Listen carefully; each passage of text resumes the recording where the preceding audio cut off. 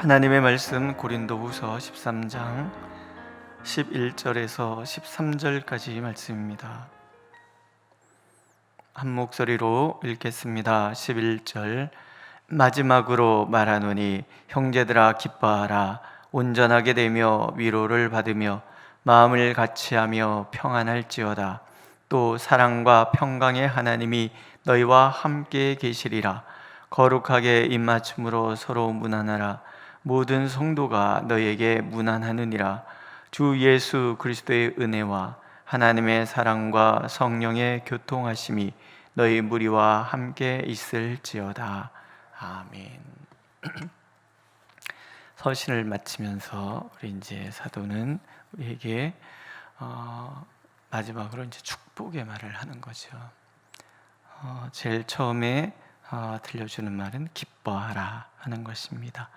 기쁨이라는 것은 어쩌면 신앙의 궁극일 것입니다. 우리 슬프기 위해서 예수 믿지 않잖아요. 우리는 슬픔이 현실 속에서 진정한 기쁨을 알기 위해서 우리는 예수를 믿습니다. 그러니까 하나님께서는 우리를 불행하게 하기 위해서 부르시지 않지요. 우리에게 진정한 기쁨을 주시기 위해서 부르십니다. 그래서 시편 4편에서는 시편 기자는 하나님께서 내 마음에 기쁨을 두셨다라고 얘기합니다. 하나님이 내 마음에 기쁨을 두시니 보여지는 모든 것이 다 감사가 되는 거죠. 그러니까 기쁨이라는 것은 믿음과 연관이 되는 거예요. 무엇을 먹을까, 무엇을 입을까, 무엇을 마실까 염려하지 말라. 이건 이방인들이 구하는 것이다 라고 하나님 말씀하실 때는 거기에 대해서 하나님이 책임져 주실 것이라는 다짐이시잖아요. 그러니까 우리는 그런 하나님의 말씀을 들으면서 믿는 거죠. 하나님께서 나의 먹고 마시고 입을 것에 대해서 책임주실 것을 아니, 그러니 오늘 먹고 마시고 입는 것 때문에 겪는 모든 슬픔과 어려움들을 우리는 바라보면서 도리어 그 안에서 기쁨을 누리는 거죠. 왜냐하면 이 모든 것에 대한 염려는 하나님 몫이고 우리는 그저 믿음 안에서 하나님 주신 기쁨 안에 살아가는 거예요. 오늘 묵도성구에 읽은 것처럼 하나님께서 우리에게 행하시는 생각이 너무 많아요.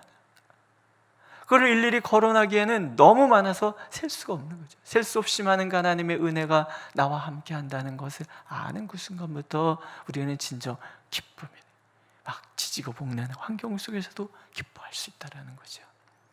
지금 이렇게 분열 때문에 갈등 때문에 사도를 신뢰하지 못해서 흔들리는 그 성도들을 향하여 사도는 예수님의 이름으로 얘기하는 거죠. 기뻐하라.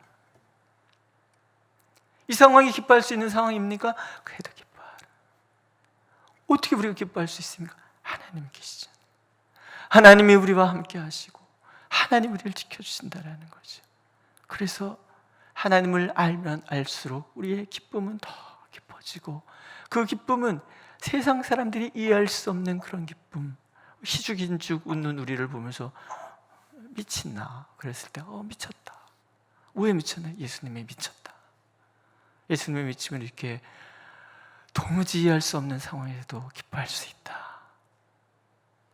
요즘 이게 비 때문에 물 때문에 난리가 나고 코로나 때문에 정신을 못 차리고 이런 상황 속에서 우리가 보여줘야 될 것, 세상에 보여줘야 될 것들이 빙긋이 웃는 우리의 미소가 아닐까. 이게 또 마스크로 가려져서 보이지가 않아요. 제가 요즘 그래서 웃을 때 평소 제가 이렇게 소리내서 웃는 사람이 아닌데요, 마스크를 쓰고부터 과장되게 좀 웃습니다. 하하 이러면서 안 그러면 내가 웃는지 우는지 알 수가 없잖아요.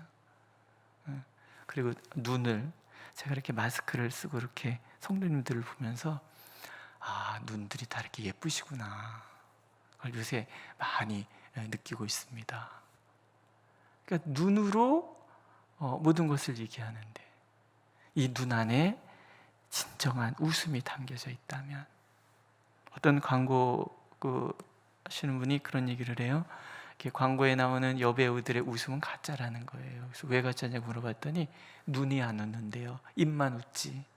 그래서 그거는 보여주는 웃음, 가짜. 진짜 웃음은 눈이 웃는데요. 한번 거울 쳐다보세요. 눈이 웃고 계신지 아닌지. 오늘도 우리는 하나님 때문에 눈으로 웃습니다. 눈으로 웃습니다. 두 번째 겉면은 온전하라. 수선한다라는 의미를 담고 있습니다. 기계가 잘 돌아가도 고장난 기계를 고쳐서 이게 잘 돌아가게 만드는 것을 온전하다라고 얘기를 합니다. 그러니까 우리는 다 상처받은 사람들이죠. 무엇인가 아픔이 있고 무엇인가 결격사유가 있고 그렇습니다. 그러나 예수 그리스도 안에서 우리는 수선이 되는 거예요. 다 고쳐지는 거예요.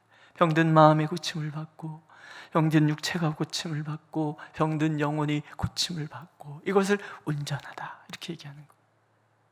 하나님께서 우리를 온전케 하시기 위해서 오셨잖아요.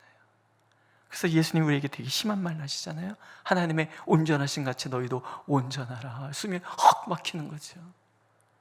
근데 왜 그렇게 말씀하시겠습니까? 자신 있으시니까. 우리를 고치셔서 온전하게 만드실 자신이 있으시니까. 정말 모든 것이 잘 돌아가도록 그렇게 우리를 바꾸실 수 있는 능력이 있으신 분이시니까. 아버지의 온전함 같이 너희도 온전하라. 그 얘기는 내가 너희를 아버지의 온전하신 같이 온전케 만들어 줄 것이다. 그래서 오늘도 성령께서는 불철주야 우리의 온전함을 위해서 일을 하고 계시잖아요. 말할 수 없는 탄식으로 기도하시면서 우리를 이끌어 가신단 말이죠. 오늘도 하나님은 우리가 하나님 안에서 온전함을 기대하기를 원하시는 거예요. 내가 이러저러 삐거덕대던 나의 삶이 예수님 때문에 참으로 온전해서 더 이상 소리나지 않고 그렇게 형통하게 당당하게 살아갈 수 있게 만들어주실 그 은혜를 오늘도 기억하고 온전하라 말씀하십니다. 그 다음엔 위로를 받으며 하잖아요. 위로. 얼마나 많은 위로가 우리에 필요합니까? 그 노래 아십니까? 우린 늙어가는 것이 아니라 조금씩 익어가는 겁니다. 그 노래 아십니까? 모르십니까? 노사연이 부르는 노래인데 만남만 있는 게 아니라 그 노래도 있는데요. 제가 이전 교회 그만두고 마음 굉장히 꿀꿀할 때 1년 동안 그 노래 참 많이 들었습니다. 내 손에 든 것이 너무나 많아서 삶이 무거워. 근데 다른 것도 필요 없어. 사랑한다는 한마디, 그 한마디 때문에 그 말만 들으면 사막을 걸어간다 하도 나는 꽃길이라 말할 것입니다. 이런 얘기. 그만큼 우리 사회가 위로가 필요한 거예요. 그런데 어떤 위로가 우리를 진정 위로를 하겠습니까? 오늘 고린도후서에서 하나님은 위로의 하나님이시라. 죽을 것 같은 그런 고통 속에서 하나님은 위로해 주시는 하나님이시다. 내가 무엇이 필요한 줄 알기 때문에 위로해 주신다라는 거예요. 저는 그 어버이날 그 아이들이 나와서 이제 뭐 재롱한다고 부르는 노래 그 들을 때마다 이렇게 울컥울컥해요. 아빠 힘내세요. 우리가 있잖아요. 뭐 이런 노래도요. 아이들이 부르는 노래에도 위로가 있다 그러면 하나님께서 오늘 노래를 바라보시면서 두려워하지 마라. 내가 너와 함께함이 아니냐. 하나님 오늘도 우리가 하나님 안에서 그 말씀을 듣기를 원하시는 거죠. 그래서 우리 안에서 서로 위로하는 공동체, 힘내. 우리가 있잖아. 하나님이 계시잖아. 우리가 기도하고 있잖아. 그 말들을 서로 주고받음으로 우리가 주님 안에서 진정한 위로를 얻는 그런 교회가 되기를 하나님께서 원하고 계십니다. 그 다음에 네 번째는 마음을 같이 하라. 우리 에베소서를 통해서 2주 동안에 연속으로 들었잖아요. 하나 되는 것. 이게 교회의 근간이 되고 이게 교회의 진정한 힘이 되고 분열할 수밖에 없는 연약한 우리들이지만 그러나 우리가 하나 될 때 거기에 하나님이 임재하시고 거기에 진정한 하나님의 형통함이 있다는 거죠. 생명의 풍성함이 있다는 거죠. 그러면 더불어 찾아오는 것이 뭐냐면 평안입니다. 마음이 같은 데서 오는 평안이에요. 어떤 경우에도 우리가 협력할 준비가 되어 있어요. 우리 지체라 그랬잖아요. 손가락 끝에 가시 하나 찔려도 온몸이 아픕니다. 열이 나는 거잖아요.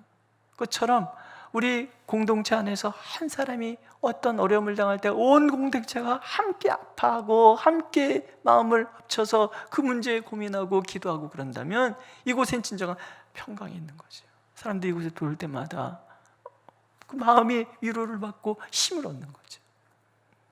이게 공동체가 너무 크니까 우리 이제 작은 그룹들이 모여서 그 위로의 공동체가 되는 거예요. 마음이 하나가 돼서. 채소 단위를 우리 구역이라 그러잖아요. 구역이 선교회가.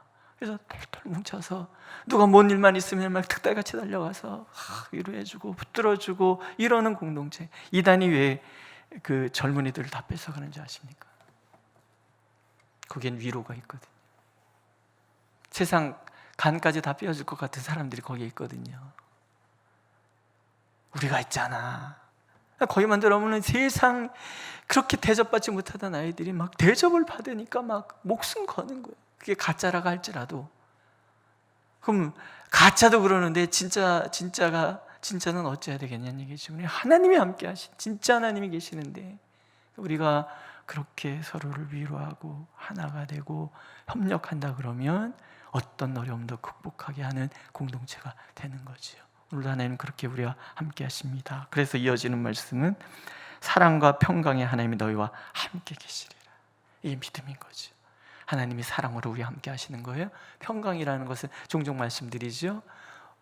아무것도 일어나지 않는 그런 한 상태, 고요함이 아니라 막 태풍이 몰아치고 파도가 치고 세상이 뒤집어지는 것 같은 그런 상황인데 하나님 때문에 우리가 마음의 고요함을 이루는 거예요. 믿음이죠. 그 하나님이 우리와 함께 하시는 거예요. 풍랑조차 잠잠케 하시는 그 하나님이 우리와 함께 하시는 거예요. 그래서 우리가 하나님 앞에 부르짖으면 언제든지 잠잠하라, 고요하라, 모든 환경을 제압하시고 우리로 하여금 목표를 향하여 나갈 수 있도록. 그래서 시편에 보면은 풍랑 중에 사람들이 막 정신을 없어 할 때 하나님께 부르짖었더니 하나님께서 소원의 항구로 인도하신다. 파도를 뚫고 하나님의 목적지를 향해서 가게 하시는 거예요. 그걸 평강이란다는 거죠. 그 평강이 오늘 우리에게 있습니다. 그 평강이 하나님이 우리와 함께 하신다라는 거예요. 7번째, 서로 무난하라. 서로 안부를 전하고 그렇게. 그러면 이제 마지막 축복이 있죠. 주 예수 그리스도의 은혜와 하나님의 사랑과 성령의 교통하심, 이게 우리와 함께하는 거죠. 은혜, 부족함 중에도 우리를 끌어안으시는 하나님의 그 사랑이고, 사랑, 독생자까지도 우리에게 내어주시며 창세전에 이미 나의 존재에 의미를 부여하시고 나를 끌어안으시고 인도해 가시는 하나님. 이사야서에 보면은 태에서 나무로부터 내게 업힌 너희여 백발에 이르기까지 내가 그리하겠고 말씀하시잖아요. 단 한순간도 우리를 버리신 적 없고 한순간도 우리를 떠나지 않으시는 그 하나님의 사랑이 우리와 함께하고 성령의 교통하심, 날마다 그 복음의 은혜가 지속될 수 있도록 보증서 주시고 책임져 주시고 인도하시고 힘 주시고 지혜 주시고 은사를 베풀어 주시는, 그리고 내 성품 자체도 하나님의 성품으로 바꿔가시는 성령 하나님의 교통하심이 오늘 우리와 함께하다는 것. 오늘도 하나님은 그 믿음으로 오늘도 당당하게, 오늘도 진정한 기쁨으로 그렇게 살아가기를 간절히 원하고 계십니다. 기도하겠습니다. 우리를 속량하시고 우리의 모든 허물과 죄 가운데서도 우리를 용납하시며 우리의 모든 부족함을 당신의 모든 사랑으로 채워주시는 예수님의 은혜를 우리가 기억합니다.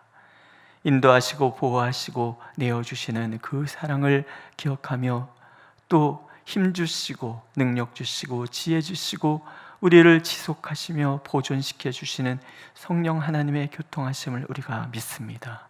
그 믿음 가운데 오늘도 이겨내고 오늘도 하나님 환경을 뛰어넘어 주님의 평강과 기쁨을 전하는 우리가 될 수 있도록 우리를 인도하여 주옵소서. 예수님의 이름으로 기도드렸습니다. 아멘. 하늘에 계신 우리 아버지, 아버지의 이름을 거룩하게 하시며 아버지의 나라가 오게 하시며 아버지의 뜻이 하늘에서와 같이 땅에서도 이루어지게 하소서. 오늘 우리에게 일용할 양식을 주시고 우리가 우리에게 잘못한 사람을 용서해 준 것 같이 우리 죄를 용서하여 주시고 우리를 시험에 빠지지 않게 하시고 악에서 구하소서. 나라와 권능과 영광이 영원히 아버지의 것입니다. 아멘.